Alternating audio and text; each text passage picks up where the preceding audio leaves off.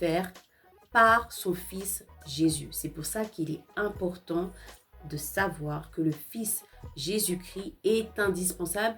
Il est le chemin vers la révélation. Il est le chemin vers la lumière. D'accord? Jésus a dit, je suis le chemin, je suis la vie, je suis la vérité. Il est le chemin. C'est lui qui va nous amener vers la révélation divine. Donc, dans ce chapitre, verset 12, verset 13, on voit une chose.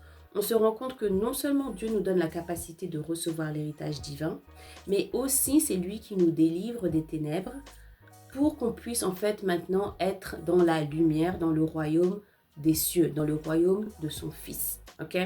Et j'ai envie aussi de lire une autre écriture biblique que j'adore, qui est donc toujours dans la lettre aux Colossiens, chapitre 1, verset 21, qui dit « Et vous qui étiez autrefois étrangers et ennemis par vos pensées et par vos mauvaises œuvres, il vous a maintenant réconciliés par sa mort dans le corps de sa chair. » Donc, chapitre 1, verset 21 du livre, chapitre 1, verset 21 de la lettre aux Colossiens, qui dit « Et vous qui étiez autrefois étrangers et ennemis. » Donc, lorsqu'on était dans le monde des ténèbres, dans le monde de l'obscurité, on était ennemis, on était étrangers.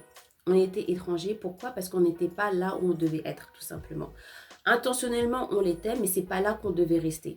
Dieu a fait intentionnellement les choses pour qu'on soit en fait dans ce monde des ténèbres, qu'on soit ennemis, qu'on soit étrangers, pour qu'il puisse nous délivrer de ce monde et maintenant nous apporter dans le monde de la lumière, le monde qui est en fait notre monde, parce qu'en fait c'est là d'où l'on vient. On a été amené dans ce monde des ténèbres, mais on ne vient pas de ce monde-là. La Bible dit également.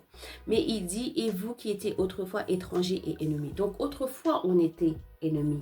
Autrefois, on était étrangers. Avant qu'on, en fait, donne notre vie à Dieu, et je dirais même mieux, avant que Dieu nous donne sa vie,